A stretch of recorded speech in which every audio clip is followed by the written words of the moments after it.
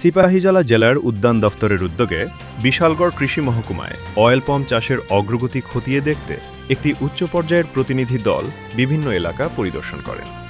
প্রতিনিধি দলের নেতৃত্ব দেন জাতীয় ভোজ্য তেল মিশনের স্টেট কনসালটেন্ট ও উপদেষ্টা ডাক্তার রাজীব ঘোষ।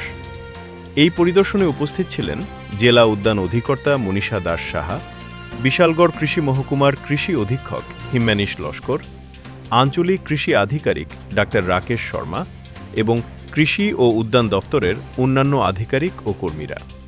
প্রতিনিধি দল প্রথমে কমলাসাগর বিধানসভা কেন্দ্রের নেহালচন্দ্রনগরে কৃষক শান্তুদের ২০ কানি জমিতে গড়ে ওঠা অয়েল পাম বাগান পরিদর্শন করেন।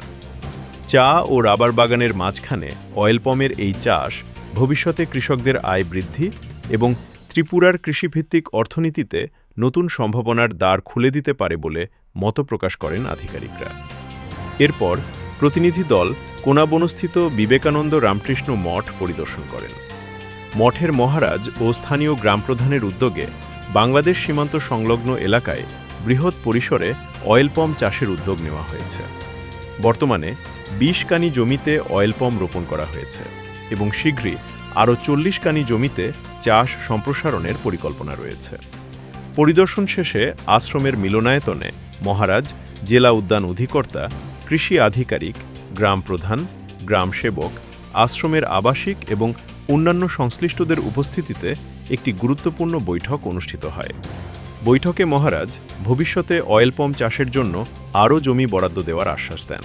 তিনি বলেন, এই উদ্যোগের মাধ্যমে এলাকার উন্নয়ন এবং স্থানীয় মানুষের কর্মসংস্থানের নতুন সুযোগ সৃষ্টি হবে। উল্লেখ্য, বিবেকানন্দ রামকৃষ্ণ মঠ, উদ্যান দফতর এবং স্থানীয় গ্রাম পঞ্চায়েতের যৌথ উদ্যোগে বিশালগড়ে অয়েল পাম চাষ সম্প্রসারণে একটি বৃহৎ কর্মসূচি বা মেগা ড্রাইভ হাতে নেওয়া হয়েছে।